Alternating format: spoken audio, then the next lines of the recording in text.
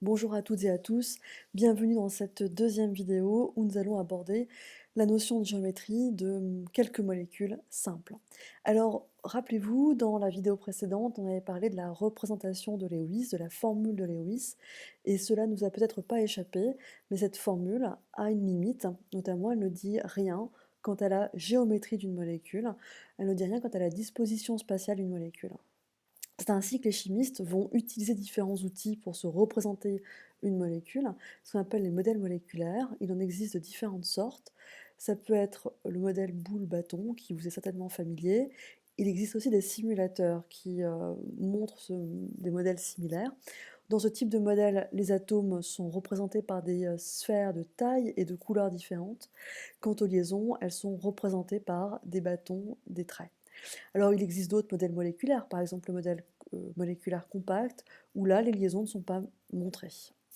Alors la question de fil rouge qu'on va se poser un petit peu tout au long de cette vidéo, ça va être la suivante. Est-ce qu'il existe un lien entre la formule de Lewis d'une molécule et sa géométrie? Alors on va s'intéresser qu'à des molécules simples qu'on va diviser en gros en trois catégories. La première, ça va être les molécules qui possèdent ce qu'on appelle un atome central. Alors, pour nous, au niveau du casting, les atomes en question qui seront au centre, on va voir au centre de quoi? Ça va être très simple, ça va être soit carbone, soit oxygène, soit azote. Les atomes d'hydrogène étant un petit peu des seconds rôles, hein, ils seront plutôt dans la périphérie de la molécule, puisqu'ils ne peuvent faire qu'une seule liaison, ils ne pourront pas donc vraiment avoir un statut d'atome central. Alors, si on a une molécule avec un fameux atome central, on va voir de quoi il s'agit, eh bien, on dit, dans ce cas-là, l'atome en question, carbone, oxygène ou azote, est impliqué uniquement dans des liaisons simples. Alors, il adopte une géométrie dite tétraédrique. Dans la diapositive suivante, on va voir ce que c'est qu'un tétraèdre. Deuxième chose, je vous rappelle que ces atomes-là, pour répondre à la règle de l'octet, vont avoir 8 électrons autour d'eux, soit 4 doublets, liants ou non liants. Et bien dans cette configuration, hein, c'est dans une configuration d'un arrangement tétraédrique, l'atome au centre du tétraèdre, pardon, ce sera soit carbone, soit oxygène, soit azote. Et autour de lui, les 4 doublets, autour de lui, liants ou non liants, hein, seront orientés vers les sommets de ce tétraèdre. Alors, je vous rappelle pour mémoire hein, que le carbone fait 4 liaisons, peut faire 4 liaisons, l'oxygène a 2 doublets liants, 2 doublets non liants, quant à l'azote, 3 doublets liants et 1 doublet non liant.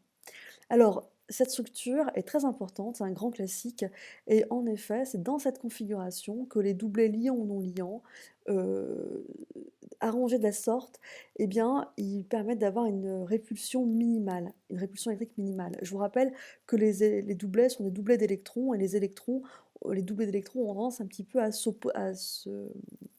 repousser entre eux. Eh bien, c'est dans cette configuration tétraédrique que la molécule est la plus stable. Alors, voici à quoi ressemble un tétraèdre. C'est les pointillés en noir ici. Je vous ai mis dans un rose kitsch l'emplacement de l'atome central, qui sera pour nous soit le carbone, soit l'azote, soit l'oxygène. Et autour de cet atome central, 4 doublets, donc soit 4 doublets liants, soit des doublets liants ou non liants, qui sont représentés ici par les traits roses. Alors, on va s'intéresser aux molécules qu'on a étudiées dans la vidéo précédente. Commençons par la première, le méthane. Je vous remets ici sa formule de Lewis. Donc, vous voyez que la formule de Lewis ici est plane, alors que la géométrie du méthane est une géométrie tétraédrique. D'accord? Le carbone étant au centre du tétraèdre. Et donc ici, donc chacun des sommets est occupé par un atome d'azote, et donc il n'y a que des doublets liants. Deuxième molécule qui va attirer notre attention, c'est celle de l'ammoniac. Alors voici la géométrie de l'ammoniac. Vous avez vu, là encore, rien à voir avec la formule de Lewis, qui pourrait laisser croire que c'est une molécule plane, les 4 atomes, les 3 hydrogènes et atomes d'azote, pardon, étant dans un même plan. Ça, c'est la formule de Lewis. Quand on voit le modèle moléculaire, qui rend compte de la géométrie spatiale réelle hein, de la molécule d'ammoniac, on voit que sa forme est une forme pyramidale à base triangulaire. Ça, c'est à retenir, vous le notez bien. Donc pour l'ammoniac, forme pyramidale à base triangulaire. comment le chimiste peut-il expliquer cette forme pyramidale? Tout simplement parce qu'il va se dire: «Bon, bah, ça a un look de molécule qui s'apparente à la famille des molécules avec un atome central. Regardez, hop, on va le glisser dans le tétraèdre». Mais vous allez me dire: «Mais il manque quelque chose au-dessus». Eh bien, ce quelque chose, c'est tout simplement un espace qui sera occupé par le doublet non liant de l'azote. Et s'il n'y avait pas le doublet non liant de l'azote, les trois hydrogènes auront tendance un petit peu à remonter de telle sorte à ce que les quatre atomes soient dans un même plan. Mais parce qu'il y a la présence de ce doublet non liant, il va y avoir une répulsion électrique qui va se faire entre le doublet non liant et les doublets liants, entre l'azote et les différents atomes d'hydrogène qui constituent la molécule. Alors la notion de répulsion électrique, on va en parler un peu plus tard dans d'autres chapitres sur la physique, en physique. Troisième molécule qui avait attiré notre attention, c'est la molécule d'eau. Si on regarde le modèle de Lewis, écrit ainsi, on pourrait croire que les trois atomes suivent une ligne qui sont linéaires. Si on prend le modèle moléculaire, on voit que la forme géométrique de la molécule d'eau est une forme coudée. Là encore, c'est à noter, hein, donc la forme géométrique du méthane, c'est tétraédrique. La forme géométrique de l'ammoniac, pyramidale à base triangulaire. Et quant à celle de l'eau, c'est une forme coudée. Alors, remarque, hein, je ne sais pas si vous avez fait attention, mais les modèles moléculaires, s'ils nous renseignent quant à la géométrie de la molécule, on ne voit pas les doublets non liants. Ça, il faut aller sur la formule de Lewis pour les voir. Alors, comment peut-on expliquer la forme coudée de la molécule d'eau?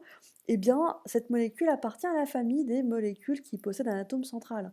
Dans le rôle de l'atome central, l'oxygène. Dans le rôle des acteurs secondaires, entre guillemets, eh bien, c'est les hydrogènes. Et puis, vous voyez que si on l'insère dans notre tétraèdre de référence, il resterait deux espaces qui seront occupés par les doublets non liants de l'oxygène. Une fois de plus, s'il n'y avait pas ces doublets, la forme serait linéaire pour la molécule. Mais à cause de la présence des doublets non liants, eh bien, pour minimiser les répulsions électriques, eh bien, la molécule va avoir une forme coudée.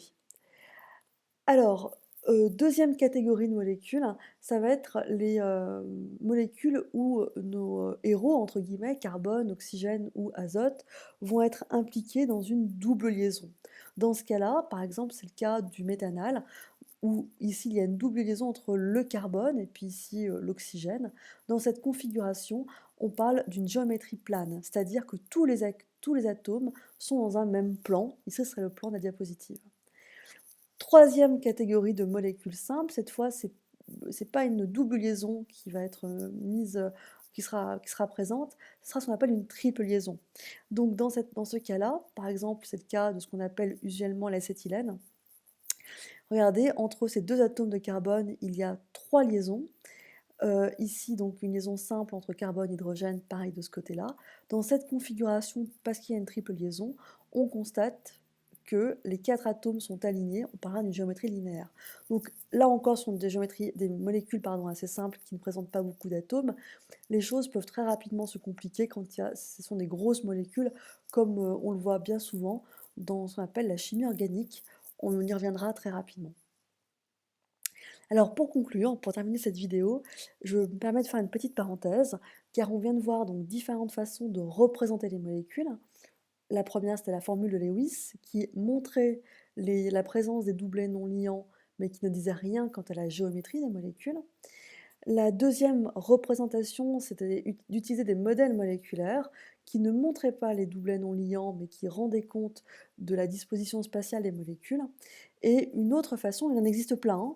Donc, une troisième façon, par exemple, il y en a une quatrième, il y en a une cinquième, etc. C'est ce qu'on verra en classe de terminale, celle de Monsieur Kram, qui lui propose de dessiner en deux dimensions, donc c'est-à-dire sur une feuille, une géométrie spatiale qui peut occuper trois dimensions. Alors voilà ce qu'il dit. Si vous avez une liaison qui est dans un plan, vous la représentez par un trait. Si vous avez une liaison qui est à l'arrière d'un plan, la liaison est en pointillé. Si vous avez une liaison qui est à l'avant d'un plan, elle sera représentée par ce qu'on appelle un coin, c'est-à-dire un triangle sombre. Bon, alors avant, arrière dans un plan, c'est un petit peu suspect. Alors voyons voir de quoi il s'agit. Regardez, on va prendre ici une molécule simple, le méthane. Si on regarde de près, et si vous avez des modèles moléculaires chez vous, vous pourrez vous en convaincre, la liaison ici hydrogène-carbone et la liaison carbone-hydrogène sont toutes les deux dans un même plan. Donc Ram va les représenter par des traits. Quant à la liaison carbone-hydrogène, je pense que vous le voyez assez bien, cette liaison est à l'avant du plan. On dirait que cette liaison vient vers nous, donc elle sera représentée par un coin sombre. La liaison ici, carbone-hydrogène, elle est vers l'arrière du plan. On dirait que cette liaison nous fuit, donc en tout cas elle est derrière cette liaison carbone-hydrogène. Cram va la représenter par des pointillés. Donc ici, c'est une représentation sur feuille qui est un petit peu une façon de traduire ce que nous montrerait un modèle moléculaire sur un support de papier. Voilà, dans la prochaine vidéo, nous intéresserons à une notion très importante en chimie organique qui est la notion d'isomérie. Et en attendant, je vous dis à bientôt.